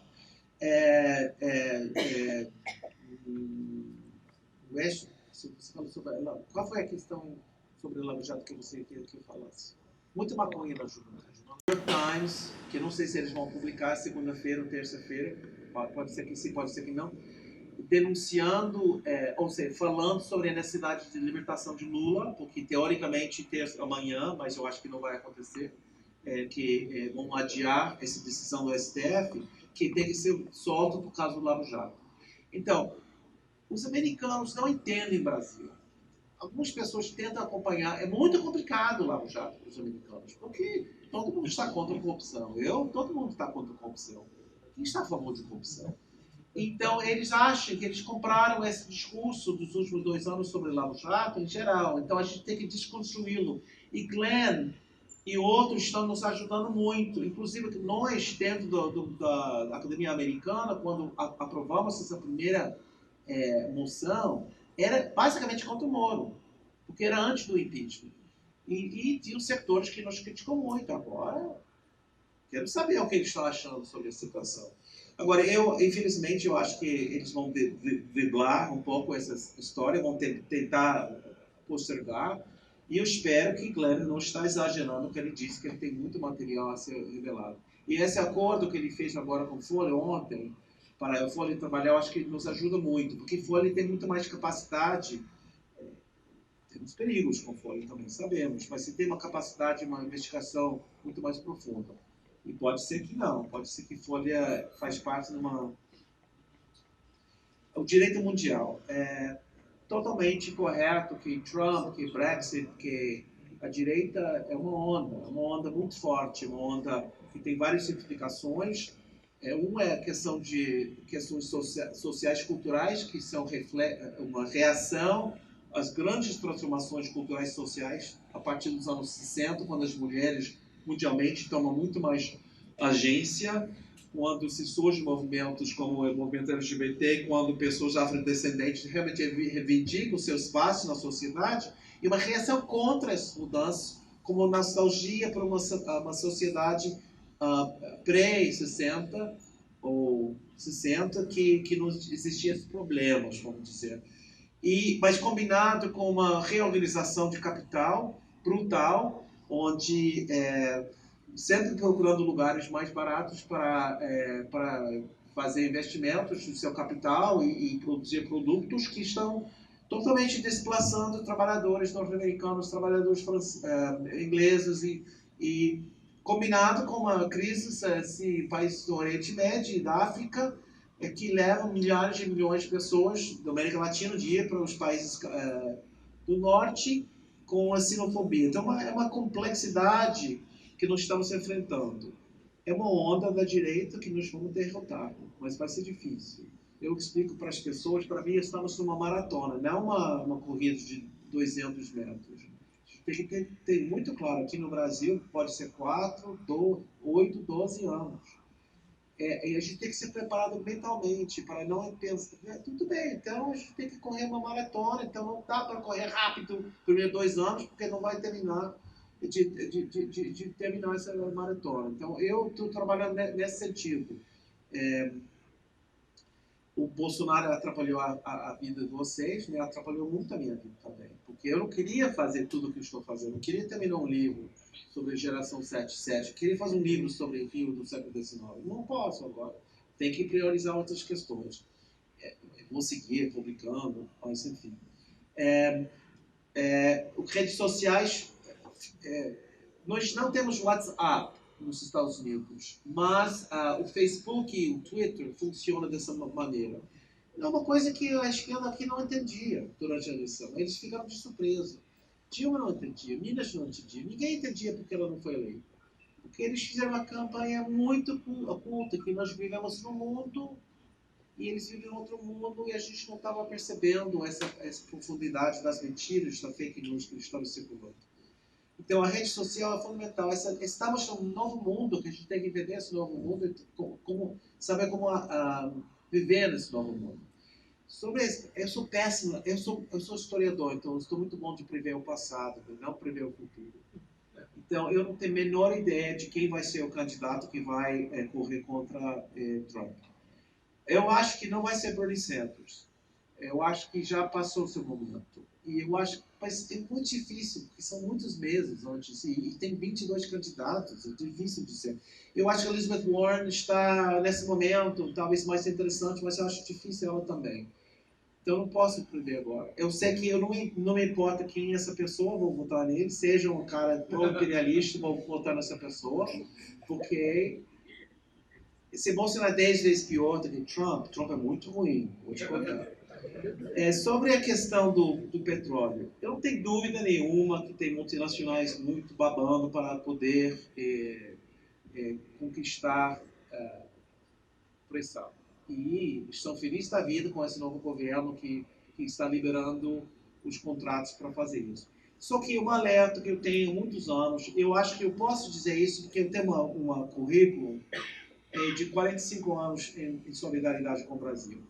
eu acho que a esquerda brasileira é um legado do Partido Comunista dos anos 30.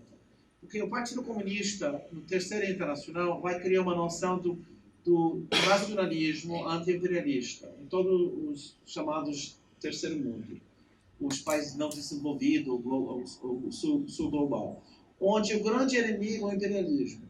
Então, porque assim você vai aliar com a burguesia nacional, progressista, e fazer uma aliança para fazer uma reforma, para fazer desenvolvimento de capitalismo, eventualmente uma revolução socialista no futuro. Tem a ver com a política de Stalin e sua política na Terceira Internacional. Isso leva à lógica de dizer que tudo é culpa dos gringos. O golpe de 64 é culpa dos gringos, a pressão, culpa de Moro, culpa dos gringos. Isso é perfeito, porque você não se responsabiliza para o Brasil. E o culpa de Bolsonaro os erros da esquerda aqui. E muitas coisas que aconteceram aqui. Então, não estou descontando o envolvimento norte-americano do golpe de 64. Estou num documentário dizendo isso, escrevi um livro sobre isso. Mas que eu acho que o golpe era fundamental em 64, porque os militares e classes médias e empresários, aquela famosa... eu chamo a ditadura militar, você não falei civil militar, porque eu acho que foi uma ditadura militar. Mas, claro, eles tiveram um apoio civil, eclesiástico, empresarial, intelectual, etc, etc. E era fundamental o apoio americano, para dar luz verde e dar confiança no aval de que se eles tomam o poder, os americanos vão reconhecer esse governo. Nós tivemos a situação desses 6. A principal não é os multinacionais querendo pressão. O principal é Fiesp. O principal é a classe média moralista. O principal é os empresários que não queriam mais de governo do PT, porque parecia que Lula ia voltar para ser eleito. Então, como derrubamos Lula? Primeiro que teve que derrubar a Dilma. Inventamos um pretexto. Pedaladas. Perfeito. Como fazer? Fica evidente isso. Como evitamos a investigação de corrupção do MDB? Derrubar a Dilma. Então, é claro que parte dessa é o envolvimento norte-americano. Não tem dúvida nenhuma que Moro aprendeu como fazer investigações tendo custos do FBI. É como a questão de tortura no Brasil durante a ditadura. Tinha 350 anos de tortura de escravos aqui nesse país. Não é que tinha que aventar pau de arara em 45 ou em 64. Já tinha pau de arara no século XIX. Então, não estou querendo dizer que os americanos não são importantes. Eu sou anti-imperialista, eu sou crítico, mas eu acho que o fundamental em 16 e agora é a conjuntura política nacional. E as forças mobilizadas para derrubar a esquerda no poder e desacreditá-lo para muitos anos. E, claro, além disso, um brinde ao pegar a prisão. Então, vamos conseguir fazer outras coisas. Então é isso. Eu acho que eu respondi, não sei se eu respondi 2 perguntas. Mas... Tem tempo para mais uma pergunta? Eu estou aqui, até vocês não querem falar mais. Eu falo mais. Não quero.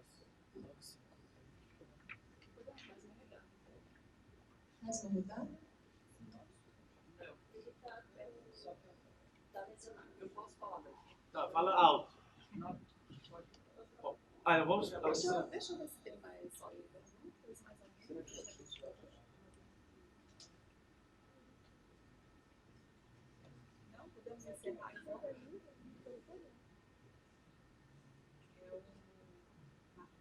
Tem mais uma pergunta lá atrás? Não? É só alô. Oi, tudo bem? Oi.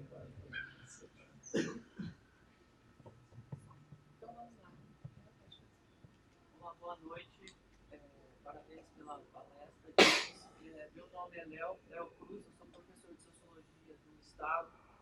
E minha pergunta é o seguinte, né? A gente está falando que há uma polarização em relação à extrema-direita e, inclusive, semana passada, Donald Trump, né, ele anunciou a sua candidatura, né? A gente sabe que existe toda essa complexidade nos Estados Unidos, existe a obrigatoriedade também do voto lá, e há um cenário também de crescimento econômico nos Estados Unidos. Eu fico pensando, né, por exemplo, se o Donald Trump ganha as eleições isso pode fortalecer a extrema-direita em todo o mundo, principalmente aqui na América Latina, né? Porque a gente sabe que aqui no Brasil são grandes consórcios de famílias, né, que gerencia ou que participa, que acaba abraçando um montante do poder e acaba tomando as decisões que excluem os setores mais carentes da população, né? Não é só a questão LGBT, a questão dos negros também, né? A gente sabe que toda a violência do Estado ela acaba sendo depositada nas periferias, né? Que nem a gente está falando da tortura, né? A tortura sempre existiu nesse país, né? A classe média, ela depois das movimentações políticas, né, conseguiu, percebeu, né, esse escancaramento da violência por parte do Estado, que sempre aconteceu na periferia, só que isso sempre foi ofuscado. E eu fico pensando, a minha questão é o seguinte, né, qual o impacto, né, desse pronunciamento e com relação ao fortalecimento dos interesses dessas elites que prima em excluir qualquer participação dos setores populares, né? É uma pergunta, não sei.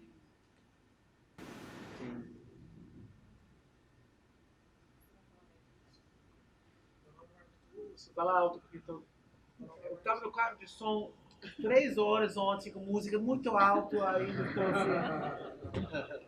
Meu nome é Marcos Túlio, eu sou da graduação da História. E a questão é a seguinte, me parece que o fato é que a esquerda, que a nossa esquerda, que nós, perdemos a capacidade de falar para o grosso da população. O Bolsonaro conseguiu chegar lá, conseguiu furar a bolha dele de ótima forma. E parece que os nossos discursos ecoam só para dentro da nossa floresta aqui. Você esteve na resistência naquela época, parece que tinha um certo apelo popular mesmo para conhecer esse Brasil profundo. Como que essa nova esquerda pode voltar a ter um diálogo com as massas, né, de fato? Excelente pergunta.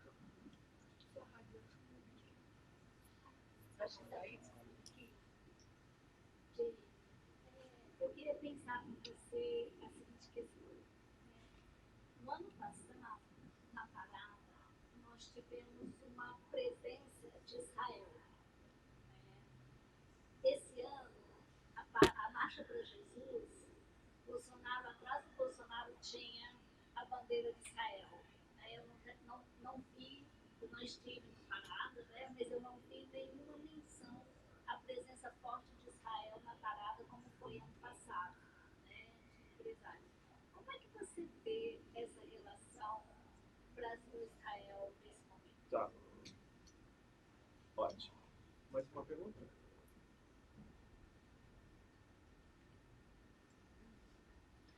Professor, eu queria perguntar como você vê o papel dos militares hoje no governo Bolsonaro, já que você é um importante estudioso sobre o golpe, né?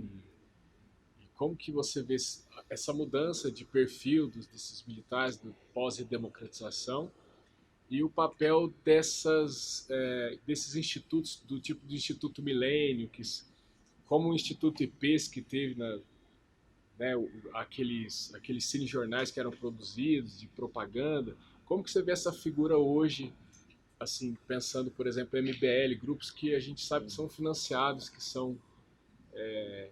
que existem, né, financiamento provavelmente dos Estados Unidos para esses grupos de propaganda. Tá. Mais uma pergunta? Tá. De novo, perguntas muito boas e difíceis. Eu esqueci de falar para Fabrício, é uma questão importante. Uma das coisas outra coisa que eu me sinto muito orgulhoso de ter feito eu tenho um projeto que chama Opening the Archives, abrindo os arquivos. Você pode procurar isso no internet. É um projeto que está digitalizando, indexando documentos norte-americanos sobre o período da ditadura militar. Já estamos digitalizados já 35 mil documentos do Arquivo Nacional, do Departamento do Estado, de várias bibliotecas presidenciais. E é um projeto de transparência e visibilidade, especialmente para ajudar os jovens pesquisadores brasileiros que não têm como ir para os Estados Unidos fazer essa pesquisa. Então, não tem $5 mil passagem, estadia, blá, blá, blá. Então eu fiz isso conscientemente para incentivar pesquisas sobre os Estados Unidos na medida possível dos arquivos que estamos disponibilizando na internet. E, então, quando houve a Comissão Nacional de Verdade, da verdade, o Paulo Sérgio Abrão me chamou para uma reunião em Brasília para falar sobre os arquivos, para ajudar nesse processo. E Rosa Cardoso me perguntou, um dos comissários, o que você acha, o que você espera da comissão? Eu falei, olha, eu espero que a comissão descobre os paredeiros dos desaparecidos, que nós conseguimos uma dinâmica para poder acabar com a lei de anistia, para punir os torturadores. Eu tenho um compromisso profundo sobre essa questão, desde jovem, desde 22 anos. Mas também eu acho que a ditadura militar não era somente a repressão ultramada, a resistência organizada, a esquerda organizada. Era contra a sociedade brasileira, que sofreu muito. Aumentou a repressão nesse período da população, porque não tinha maneiras de questionar essa violência.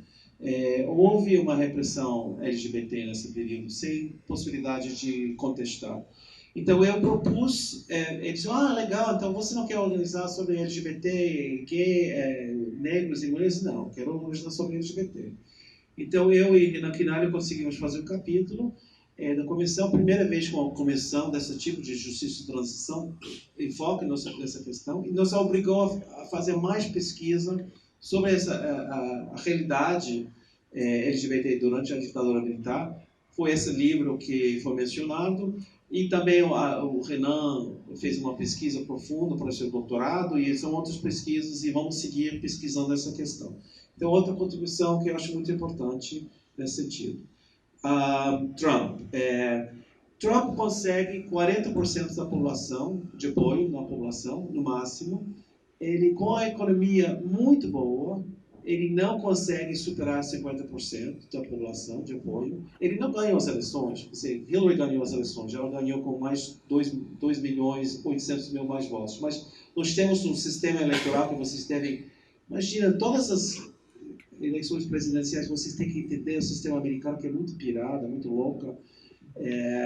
Mas por uma coisa inventada no século XVIII para evitar que os estados grandes dominavam, os estados pequenos, nos primeiros 13 estados inventaram esse sistema onde nós podemos ganhar. Da esquerda, ela teria ganhado nesses 3 estados principais fundamentais para a eleição dela. Então, o Trump, mesmo a economia relativamente boa, ele não consegue passar os 50%. E agora ele declarou que ele pensa que não precisa apelar os independentes, as pessoas que não estão nem republicanos nem democratas, porque ele acha que a sua base é suficiente para ele ser eleito. E, de fato, se os democratas não têm um candidato forte que sabe mobilizar as bases do Partido Democrata, que são os negros e os latinos e mulheres, ele pode ganhar. Agora, eu não sei, eu não sou economista, mas dizem que é uma indicação, uma possibilidade que vai ter uma caída na economia. O ano que vem vai ser muito desfavorável a ele, mesmo que se fosse uma tendência lenta, as pessoas podem se assustar. Eu fico torcendo para isso acontecer, mas eu sei, mas o impacto aqui no Brasil vai ser muito pior, então não quero que há uma queda na economia, mas isso pode ser um elemento. Ele é profundamente racista, a sua campanha xenofóbica contra os imigrantes, ele apela a um setor da nossa população super-reacionária, racista, profundamente racista, séculos de racismo, que justificava a escravidão, justificava a segregação, justificava os atos violentos contra o povo negro e o povo latino norte-americano. E é uma tristeza da minha terra que tem essas pessoas tão reacionárias. Sobre a questão da fala da população, nós como acompanhamos essa campanha, a eleição aqui, e quando houve essa coisa do bolo e café, entre eu acho, gente, que lindo, mas que pobre isso. Que essa é a única coisa que você inventa durante 2 fins de semana. Vamos oferecer bolo e vamos conversar com as pessoas e dizer, maravilhoso, estou criticando. Muitos meus amigos foram lá para oferecer bolo e café para a população. Mas que falta de ligação com a população, porque se a esquerda perdeu isso. E a PT é responsável. E outros setores. Por vários motivos que a gente podia analisar. Eles são responsáveis. Quando houve o golpe de 64, a esquerda entrou em crise. O Partido Comunista rachou, setores foram para a dissidência, a maioria foram para a luta armada, mas levou 4 ou 5 anos para a esquerda pensar o que fazer. Eu espero que ninguém luta para a luta armada de novo. Isso vai ser uma loucura, uma viração total. Mas eu acho que a esquerda tem que optar para voltar para a base e voltar para a população. E ter esse diálogo. Falar com os evangélicos, falar com as pessoas que votaram para o Bolsonaro. Eu tenho uma pesquisa, como eu não moro aqui no Brasil, mas eu tento entender a realidade brasileira, eu leio os jornais e eu tento falar com as pessoas. Mas não tenho muito acesso quando estou viajando. Eu falo com vocês são todos da esquerda, então eu não estou aprendendo coisas novas. Mas com os motoristas de táxi e de Uber, essa é a minha base de pesquisa, meu campo. E em 2001, no final, as pessoas, os motoristas de táxi de São Paulo, que naquela época eram malufistas, disseram: eu acho que está na hora para o Lula. Vamos ver se ele consegue consertar essa coisa. Gente, Lula, o malufista está apoiando Lula. Eu voltei para os Estados Unidos, contei para todo mundo que estuda, mas olha, Lula vai ser eleito. Não vai ser eleito, eu não parto dele. Vai ser eleito, porque os motoristas de táxi de São Paulo estão dizendo isso. Vai ser eleito. Então, e isso realmente deu certo em todas as eleições, inclusive no último. Então, eu estive aqui durante o primeiro turno, depois voltei em novembro.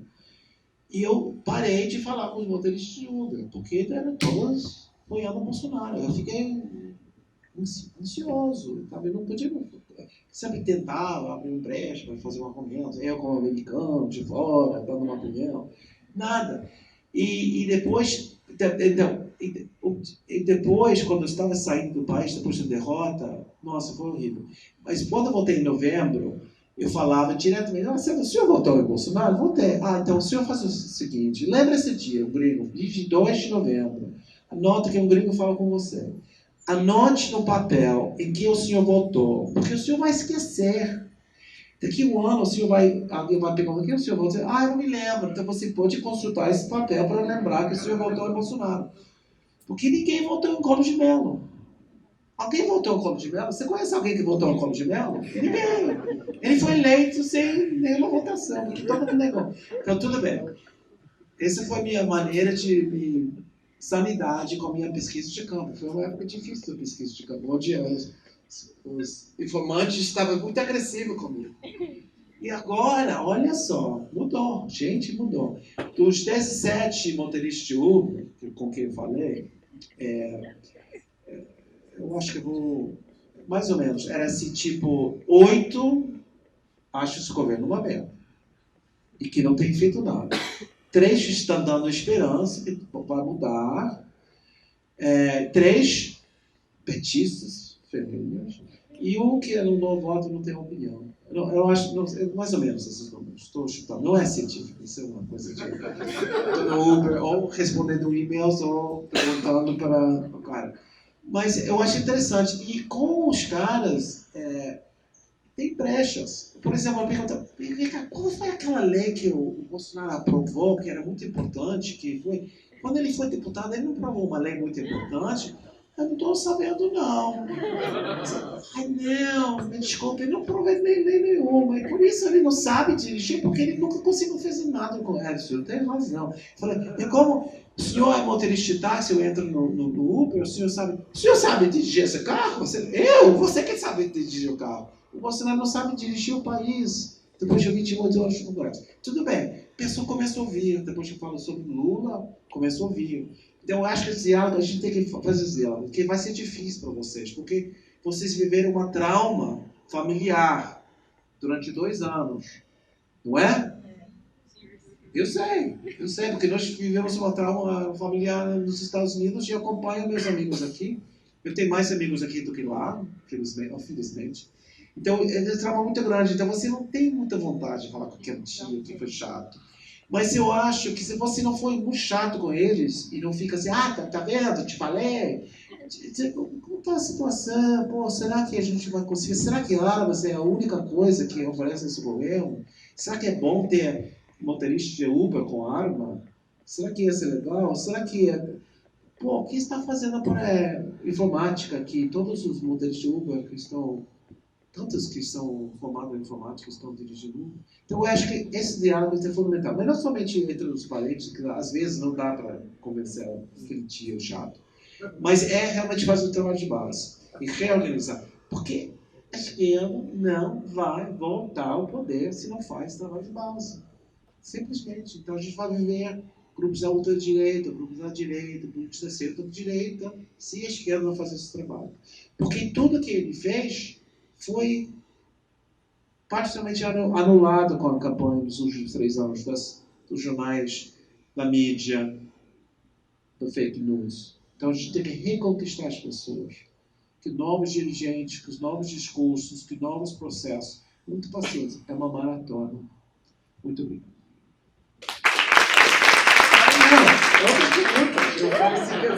Terminei assim, uma maratona, terminou um aplauso, eu levanto.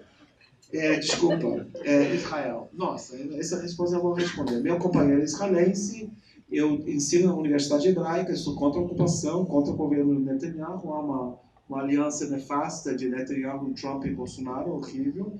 Os evangélicos estão utilizando suas ideias malucas pentecostais, de que se todos os judeus voltam para Israel, vem o Messias e vai ter uma guerra civil final, e os que acreditaram em Deus vão para o céu e nós vamos ficar fodidos aqui.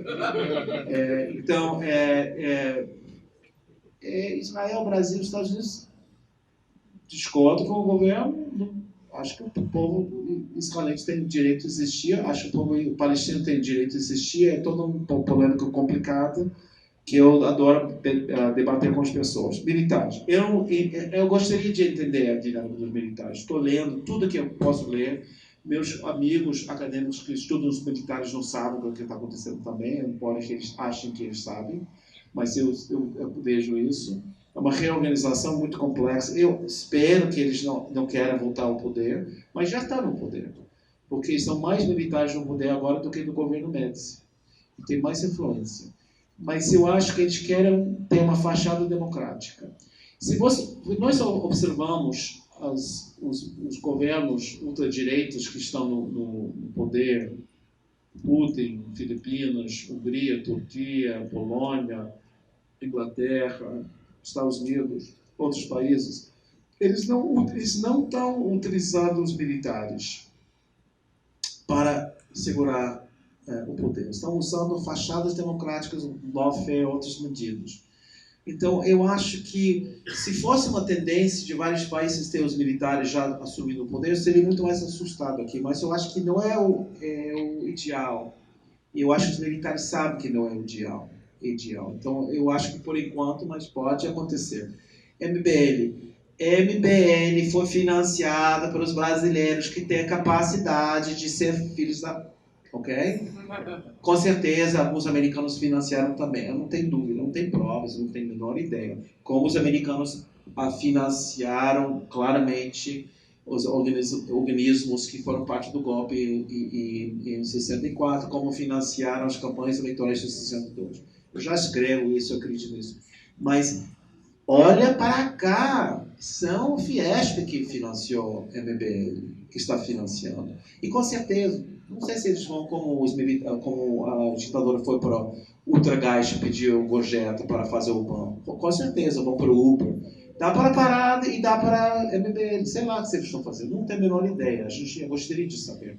Mas o principal é que a burguesia brasileira não queria negros na universidade, gente. Não queria pessoas nos aviões. Não queria as transformações sociais. Queria voltar à casa grande. Essa é a realidade. É uma resposta simplística. Mas é verdade isso. Porque houve, com todas as questões moderadas do governo de Lula, de Dilma, ameaçava simbolicamente e objetivamente a hierarquia brasileira de 519 anos. Isso foi ameaça. E eles querem liquidar a esquerda para sempre, para criar uma situação onde a gente jamais podia entrar, para fazer as mínimas reformas de cotas nas universidades. Uma coisa tão inadequada para resolver as questões de desigualdade racial neste país. Mas era uma coisa positiva. Eu vejo isso aqui. Eu vejo na USP, nas universidades. Então, eu acho que a gente tem que ter muito claro que, claro que é uma aliança com setores internacionais, mas é aqui onde eles estão fazendo uma contra-revolução, uma contra-corrente. Agora, muito obrigado.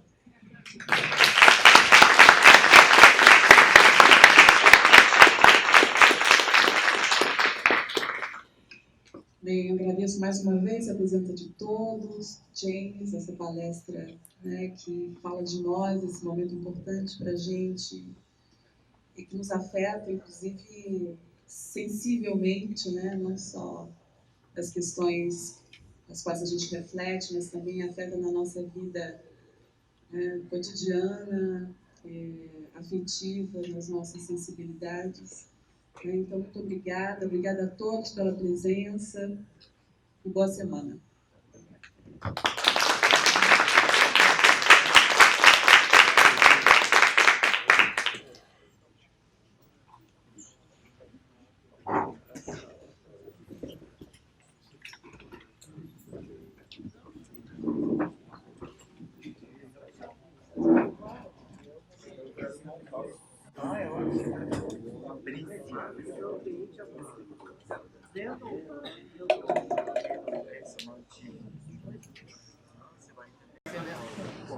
Eu que sou generoso deixando